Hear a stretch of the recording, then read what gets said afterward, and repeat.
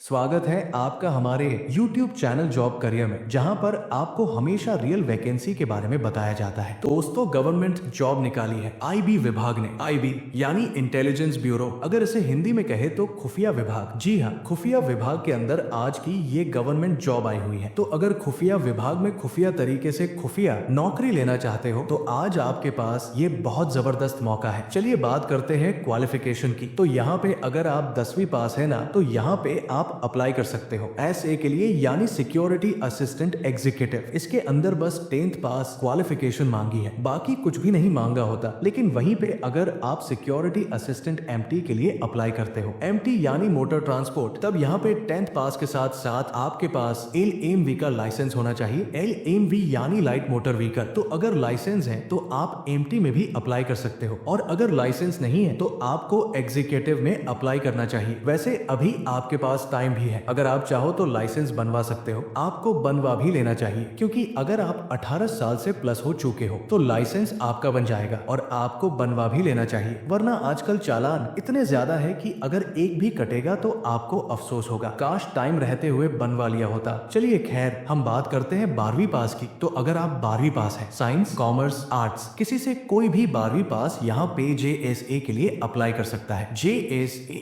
यानी junior secretary assistant, Hindi में आपको पता ही होगा इसे क्या कहते हैं, कनिष्ठ सचिवालय सहायक। ये तो हो गई आपकी 12वीं पास की पोस्ट। अब हम बात करते हैं ग्रेजुएट वालों की। यहाँ पे दोस्तों, अगर आप ग्रेजुएट हो और आपको कंप्यूटर की बेसिक नॉलेज है, बस बेसिक नॉलेज जैसे कि MS ऑफिस वगैरह, यहाँ पे अगर आप ग्रेजुएट हो और आपको कंप्यूटर की बेसिक नॉलेज है तो आप यहाँ पे असिस्टेंट सेंट्रल सेक्शन ऑफिसर बन सकते हो। ग्रेड 2 वाले, ठीक है, फर्स्ट वाले डायरेक्ट बनते ही नहीं है, वो प्रमोशन के थ्रू ही बनते हैं। डायरेक्ट आप ग्रेड 2 ही ले सकते हो। यहाँ पे मैंने शॉर्ट फॉर्म में भी लिखा हुआ है ACIO ग्रेड 2, ACIO यानी असिस्टेंट सेंट्रल सेक्शन ऑफिसर। तो बहुत ही दमदार पोस्ट होती है, बहुत जबरदस्त, बहुत पावरफुल पोस्ट होती है। अगर आपने फैमिली मैन सीरीज देखी होगी तो उसमें जो काम करता है ना, वही काम आपको भी करना होता है। और आप जानते हो कि कितनी पावर होती है, मतलब पुलिस वाले तक आपको जो है कुछ नहीं कहते, आप इतने बड़े ऑफिसर होते हो। वहीं पे आप ग्रेजुएट होने पे ASO के लिए भी अप्लाई कर सकते हो। ASO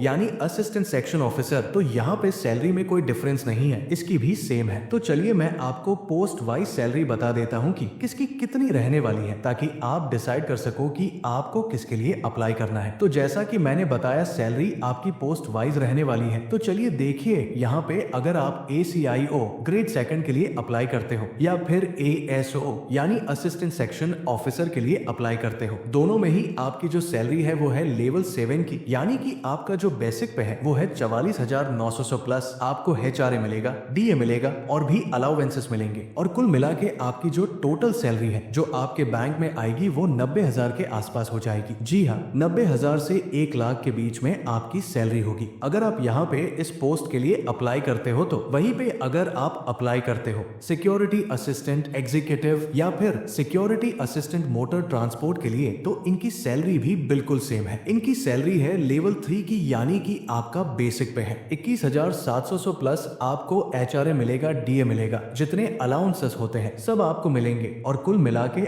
आपकी जो सैलरी है वो हो जाएगी 48,000 पर मंथ। अब बात करते हैं जैसे कि जूनियर सेक्रेटरीट असिस्टेंट। तो जूनियर सेक्रेटरीट असिस्टेंट की सैलरी सबसे कम है, लेवल 2 की सैलरी है, यानी कि आपका जो बेसिक पे है वो है 19,900, और जब इसमें अलाउंसेस मिलेंगे तो आपकी कुल सैलरी होगी 42,000 से लेके 45,000 पर मंथ के बीच। अब मैं आपको यहाँ पे बताने वाला हूँ एज लिमिट के बारे में। एज यहाँ पे आपकी देखी जाएगी फॉर्म भरने की लास्ट डेट से, ठीक है, और आपकी जो एज है वो होनी चाहिए 18 से 27 साल के बीच में। ये जो मैंने आपको एज लिमिट बताई है ये आपकी जनरल कैटेगरी की है, अनरिजर्व की। अगर आप किसी रिजर्व कैटेगरी में आते हो तब आपको अलग से रिलैक्सेशन भी दिया जाता है। अगर आप SC ST कैटेगरी में आते हो तो SC ST वालों को मिलता है 5 साल का रिलैक्सेशन, यानी आप अप्लाई कर पाओगे 32 साल तक, 27 + 5 32 साल। वहीं पे अगर आप OBC कैटेगरी में आते हो तो आपको मिलता है 3 साल का रिलैक्सेशन, यानी आप अप्लाई कर पाओगे 30 साल तक, 27 + 3 30 साल। वैसे मैं बता दूं कि आपकी परमानेंट सेंट्रल गवर्नमेंट जॉब है, इसीलिए एज में रिलैक्सेशन आप तभी ले पाओगे जब आपके पास सेंट्रल का कास्ट सर्टिफिकेट होगा। अगर नहीं है तो अभी टाइम है, आराम से बनवा सकते हो। अब हम बात करते हैं एप्लीकेशन फीस की, यानी इस गवर्नमेंट जॉब में अप्लाई करने के लिए कितने रुपए आपके लगेंगे। तो देखिए, ये डिपेंड करता है आपकी कैटेगरी के ऊपर। जैसे कि अगर आप जनरल, ओबीसी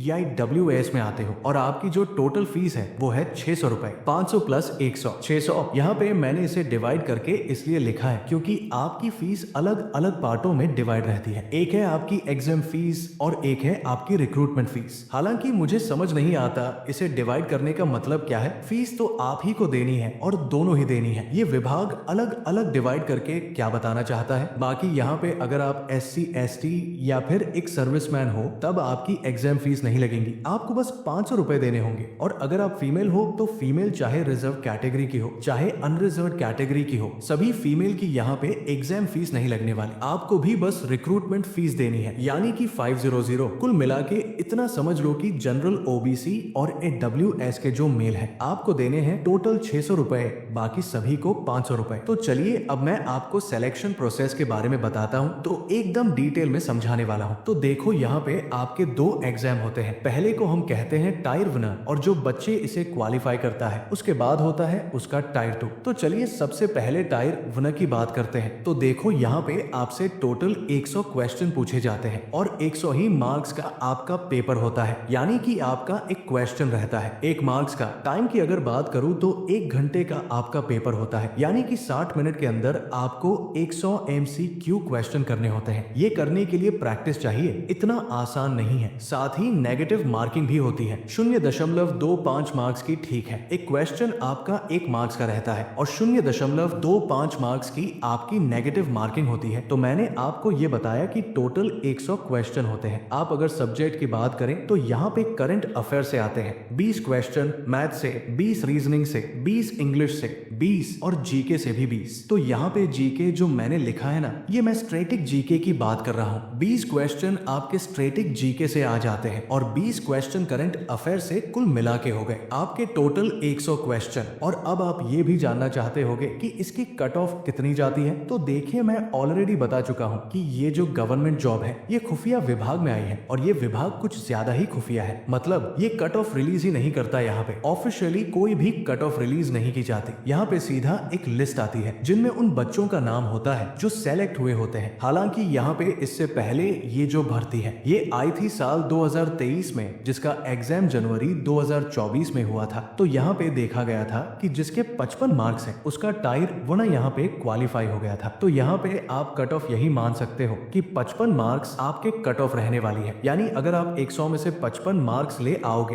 तो यहाँ पे आपका टायर 1 क्वालिफाई हो जाएगा। हालांकि अगर आप ऐसा सोच रहे हो कि यार 100 में से बस 55 मार्क्स लाने हैं, ये तो मैं आराम से ले आऊंगा, तो आप बहुत बड़ी भूल कर रहे हो। ये इतना आसान भी नहीं है। इसका जो एग्जाम है ये अच्छे खासे लेवल का होता है। ये समझ लो UPSC लेवल का एग्जाम यहाँ पे माना जाता है। मैं आपको डरा नहीं रहा, मैं आपको हकीकत बता रहा हूँ कि आप इस एग्जाम को फ्लावर मत समझ लेना। यहाँ पे टायर 1 को क्वालिफाई करने के बाद आपका होता है टायर 2। टायर 2 आपका 50 मार्क्स का होता है, 50 मार्क्स का, जिसमें कि 30 मार्क्स आपको निबंध के लिए दिए जाते हैं और 20 मार्क्स इंग्लिश कॉम्प्रिहेंशन के लिए। आपको किस टॉपिक के ऊपर निबंध लिखना है, और टॉपिक्स ऐसे हल्के नहीं रहते, अच्छे टॉपिक रहते हैं। जैसे कि स्टार्टअप के ऊपर हो गया, मेक इन इंडिया हो गया, फॉरेन एक्सचेंज पॉलिसी हो गई। निबंध में ऐसे टॉपिक्स रहते हैं। ठीक है, तो यहाँ पे आपको निबंध लिखना होता है 30 मार्क्स का और 20 मार्क्स का आपका इंग्लिश कॉम्प्रिहेंशन होता है, जो बच्चा यहाँ पे टियर 2 को भी क्वालिफाई कर देता है। फिर वो फाइनली जाता है इंटरव्यू के लिए। ठीक है, यहाँ पे आपका इंटरव्यू भी होता है। मैंने बोला ना, सेम UPSC मान सकते हो। तो यहाँ पे टियर 1, टियर 2 और इंटरव्यू, ये तीनों पड़ाव आपको पार करने होंगे, तभी आपकी नैया पार होगी। अब बात करते हैं कि आप इसकी तैयारी कहाँ से कर सकते हो। तो वीडियो के डिस्क्रिप्शन में मैंने आपको बेस्ट बुकों का लिंक दिया है, उसे परचेज करके आप इस गवर्नमेंट जॉब की तैयारी कर सकते हो। ठीक है, प्रैक्टिस पेपर वगैरह भी आपको मिल जाएंगे। बाकी चलिए आगे बढ़ते हैं और जानते हैं कि आप इस गवर्नमेंट जॉब में अप्लाई कब से कर पाओगे। तो यहाँ पर दोस्तों अभी आवेदन स्टार्ट नहीं हुए हैं। यहाँ पर चांसेस है कि जुलाई मंथ में ऑफिशियल नोटिफिकेशन आ जाएगा और जुलाई मंथ से आपके आवेदन स्टार्ट हो जाएंगे। ठीक है, अगर जुलाई से स्टार्ट होंगे तो अगस्त मंथ तक यहाँ पे आपको टाइम दिया जाएगा इस फॉर्म को भरने के लिए। टोटल पोस्ट यहाँ पे लगभग कंफर्म है कि 8,900 आने वाली है, 8,900। और ये मैं इतने दावे से इसलिए कह रहा हूँ क्योंकि यहाँ पे एक इंटरनल नोटिस निकल के आ रहा है, उसके अंदर नंबर ऑफ सीट्स बताई गई है। हालांकि आप सिर्फ उन्हीं पोस्टों के लिए अप्लाई कर सकते सकते हो जिनके ऊपर ये लोग कलर से लाइट है। तो वीडियो के डिस्क्रिप्शन में मैंने आपको उस नोटिस का लिंक दे भी दिया है, आप डाउनलोड करके पढ़ सकते हो और देख सकते हो कि किस पोस्ट के अंदर कितनी सीटें हैं। टोटल मैंने आपको बताई थी और मैं आपको स्टार्टिंग में भी बता चुका हूँ और एक बार दोबारा से बता दे रहा हूँ कि यहाँ पर जो जॉब लोकेशन है और एग्जाम सेंटर है ये ऑल ओवर इंडिया रहने वाले हैं, यानी कि आप सभी बच्चों को अपने अपने राज्य में एग्जाम सेंटर मिल सकते हैं आपकी अपनी प्रेफरेंस के अकॉर्डिंग। तो अगर आप इस गवर्नमेंट जॉब को लेना चाहते हैं, एक ऑफिसर बनना चाहते हैं, तो यहाँ पे काफी अच्छा मौका है, काफी बड़ा मौका है। बस हाँ, मेहनत आपको करनी पड़ेगी। तो मैंने अपनी तरफ से आपको इस गवर्नमेंट जॉब की सारी जानकारी दे दी, लेकिन फिर भी आपको कोई डाउट हो तो आप कमेंट करके पूछ सकते हो। मेरी बस आपसे यही रिक्वेस्ट है कि आप इस वीडियो को लाइक, शेयर और सब्सक्राइब करना मत भूलना। तो चलिए मिलते हैं नेक्स्ट वीडियो में फिर एक नई गवर्नमेंट जॉब के साथ। तब तक के लिए जय हिंद।